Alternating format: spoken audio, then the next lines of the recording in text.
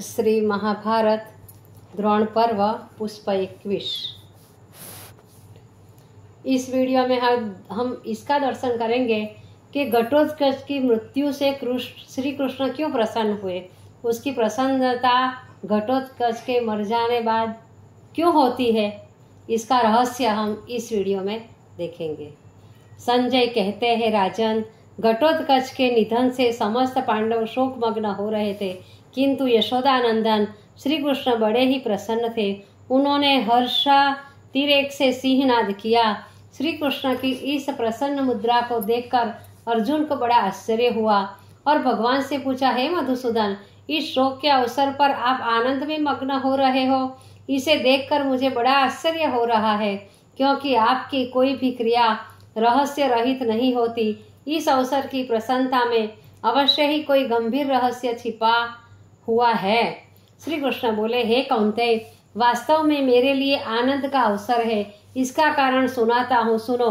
घटोत्कच कर्ण द्वारा प्रेरित जिस अमोघ शक्ति से मारा गया है, वह शक्ति कर्ण ने तुम्हारे प्राण नाश के लिए रख छोड़ी थी।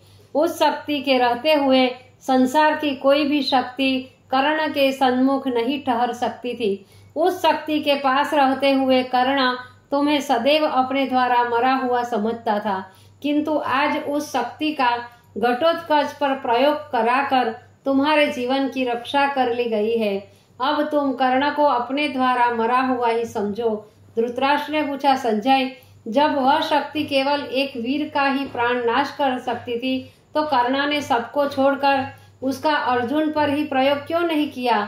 क्यों नहीं तो कर्ण ने अर्जुन को युद्ध में ललकारा, क्योंकि अर्जुन का यह नियम है कि युद्ध निमंत्रण देने पर वह उस व्यक्ति से अवश्य ही युद्ध करता है।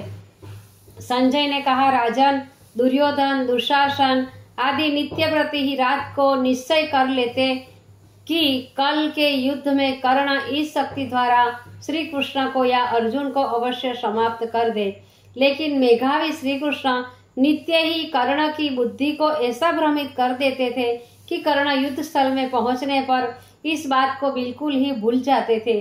तब धृतराष्ट्र ने संजय को आगे की कथा कहने के लिए कहा। संजय कहने लगा, महाराज, घटोत्कच के मारे जाने पर आपकी सेना में उत्साह छा गया, लेकिन पांडव बड़े दुखी हुए। उस समय पांडवों की सेना का बुरी तरह संहार भी हो रहा था।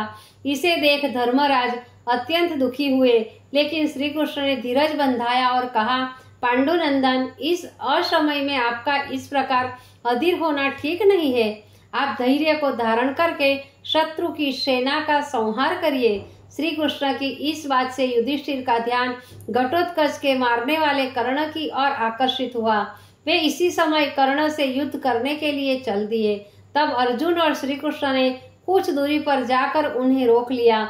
उस समय भगवान व्यास ने प्रकट होकर धर्मराज को सांत्वना दी और घटोत्कच निधन की अति दुख भरी घटना को उनके हित में लाभदायक ही बतलाया।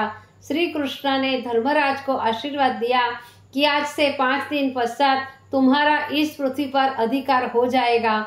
इसके पश्चात महर्षि व्यास नहीं अंतर्ध्यान हो गए।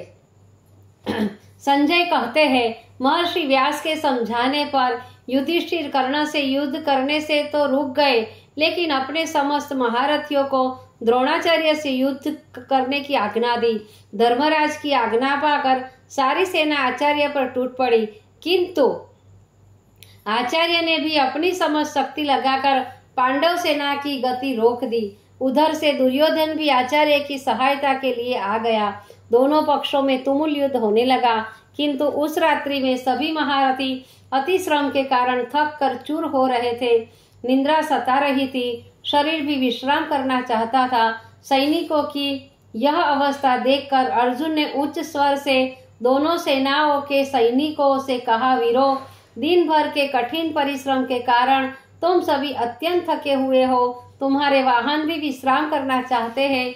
यदि तुम्हें स्वीकार हो तो थोड़ी देर जो जहां है उसी स्थान पर सो जाए। चंद्रोदय होने पर पुनः युद्ध छेड़ेंगे। दयालु अर्जुन की बात सभी ने स्वीकार की। आचार्य द्रोण ने भी इसका अनुमोदन किया और अपनी सेना को शयन करने की अनुमति दी।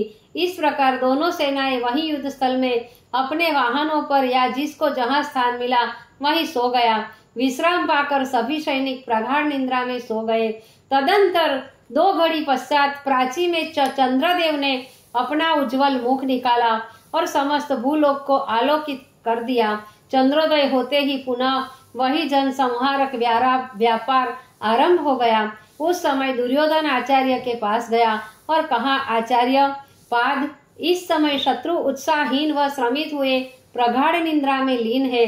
उन्हें इस समय भी क्षमा करने की आवश्यकता नहीं। शत्रु का तो जैसे भी हो सके वैसे विनाश कर देना ही अच्छा है, लेकिन हम देख रहे हैं कि आप सामर्थ्यवान होकर भी पांडवों के प्रति क्षमा का बर्ताव कर रहे हैं। उसी से पांडव पक्ष दिन प्रतिदिन सबल होता जा रहा है तथा हमारा पक्ष निर्बल।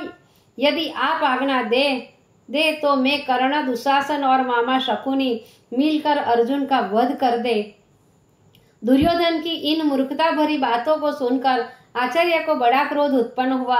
वह कहने लगे, दुर्योधन, वृद्ध होने पर भी मैं अपनी शक्ति के अनुसार युद्ध कर रहा हूँ। मैं तुमसे एक बार नहीं अनेक बार कह चुका हूँ कि कौरव और पांडवों का युद्ध नहीं बल्कि धर्म और अधर्म का युद्ध है। धर्म की सदैव जीत होती है और अधर्म की पराजय। पांडव धर्मवीर है, उन्हें तुम कभी भी पराजित नहीं कर सकते।